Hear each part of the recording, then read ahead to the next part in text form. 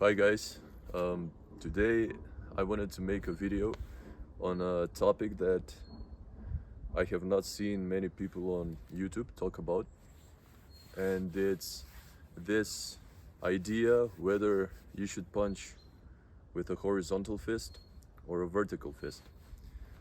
Which one is more stable, which one is better for bare knuckle, and some people call it pure versus impure punching, and there are many theories that define a pure and an impure punch.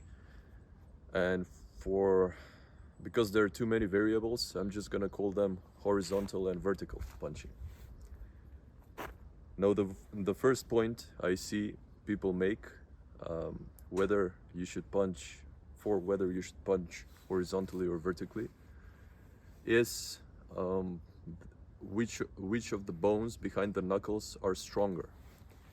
And they oftentimes include the boxer's fracture, which is a common injury of the hand, in the argument. Now, what the boxer's fracture is these two knuckles breaking when punching. Why? Because it is a fact, these two bones, excuse me. Now, it is a fact that these two bones are the smallest and the weakest. And it is likely, if punching incorrectly, that you're going to break them. Now, what I was unable to find data on is, for the boxer's fracture, is what kind of punches were thrown when the fracture occurred. And here's what I'm talking about. Not everybody, but the most common way boxers punch is with a horizontal fist. And when you do a horizontal fist, you punch usually with these two knuckles, with the upper two knuckles. And when you do this, the positioning, the alignment of the hand in relation to the forearm is usually this. So like this, you rotate the wrist a little bit downward so that these two bones are in alignment with the forearm. And this is good because you hit with these two knuckles and you have a stable line going from the knuckles to the elbow to punch. However, if you hold your hand like this and you punch, and let's say the target, because fighting is elusive, you're moving, you're punching, moving, and so on. So it's very likely that you're gonna miss some punches. And let's say you don't have gloves on. You hit, and let's say you hit you want to hit on the chin, or let's say he moves and you hit here by accident. And you hold your hand like this. So you want to hit with these two knuckles, and you miss, and your hand, let's say this is a hard part of the opponent, you miss, and you hold your hand like this, and you hit with these two knuckles here, okay, like this. It's very likely that if the punch is hard enough, you're gonna break these bones, and you will create this boxer's fracture. However, if you punch vertically and you punch with these two knuckles, with these three knuckles here, let's say, and now you're gonna say, oh, but because they're weak, the fracture may occur, right? Well, if you punch like this and you rotate your hand up, then you put these two knuckles and this knuckle in alignment with your forearm. So now you have a stable line consisting of three bones. So these are smaller, but they're now in alignment, and there are two of these as opposed to one of this. And if you hit like this, and let's say you miss, and you hit with the upper knuckle, which is not with, and the bone behind it is not in alignment with the forearm, this may fracture. but the possibility of it fracturing is smaller because this is stronger by nature. It's bigger, it's stronger. So is it that the fracture occurs because these bones are smaller, or is it the incorrect positioning of the hand relative to the forearm when punching? For most of my life, I've been doing martial arts since I was 9 years old, so that's about 20 years. I have been punching with a vertical fist, primarily. And I have never had a fracture here. And I have been hitting hard things, and I will demonstrate a punch right now. So because I didn't bring anything with me, I think this tree here will do the job. I think we won't hurt the tree, but I just want to demonstrate what I'm talking about now. I have been hitting for most of my life, as I said, with a vertical fist with the bottom 3 knuckles. And I have been hitting hard things such as wood, you know, and I have never had a fracture. But this is because of the alignment of the hand and the forearm. So I'll try. This is a hard tree. It's like relatively big. And here's a punch with these 3 knuckles, for example.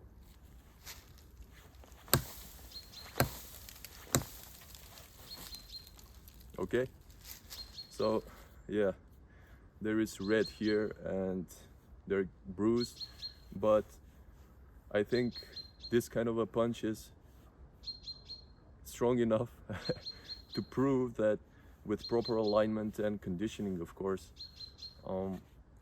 you can build a strong,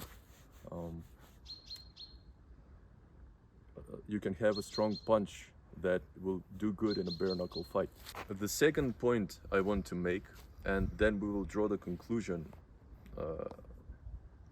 from all the information that I'm talking about, is about the infamous line of power when punching. So if you saw that Jack Dempsey illustration about the line of power, you will see that I will put it somewhere over here or over here, I don't know. And you will see that the line extends from the foot through the body and through a vertical fist on the wall, as the figure is drawn in the illustration. So if you do martial arts for a long time, you will understand that there is a kinetic chain that actually drives all the movements in the body. And whether your martial art is more straight line oriented or maybe circular, still our body generates power optimally through a spiral motion. And this spiraling motion is also used in the punches to get the most out of a punch. You basically generate the power from the hips, and the knee and the foot follow this path that the hip will generate the power in. And when you do this, the back kinetic chain gets activated. And when it gets activated, when you punch, you need to activate muscles such as the serratus anterior and the trapezius and subscapular muscles in order for this power to be transferred to the punch. And this is most optimally done when the shoulder is a little bit down and locked into the body. This is tied with a slight supination of the hand. Supination, okay? So when you turn your hand to the outside. And this is easily done with a straight punch, with the bottom 3 knuckles. Why? When you do a pull-up, if you grab the bar and you pull up and you put most of your force on these two fingers, you will notice, you will feel that the back kinetic chain activates. How? You will feel tension here, going here, through the back here, and traveling down. As opposed to catching with these two fingers, then you feel most of the tension here on the anterior part of the hand and the shoulder. Now, here I think the vertical fist wins in when it comes to generating power. Okay, so now the last point. I'm not saying that you cannot use this kinetic chain when you throw a horizontal fist. In fact, professional fighters, boxers, and people that are well trained do use it. But as we know, a proper way to throw a jab is to throw it with the elbow down and then turn as it impacts the target. So if you want to hit horizontally, of course, you're going to have to do this rotation here. And be mindful of the activation of the back kinetic chain, because it won't come naturally as if when you're punching with this. See, it comes naturally to turn like this. Now, there is a downside to punching vertically, and that is protecting the chin while punching. It's a fact that when you punch horizontally, the shoulder comes up in a more natural pattern and it naturally protects the chin. For this, you will have to be more mindful of keeping the chin down and then punching like this so that you get that protection.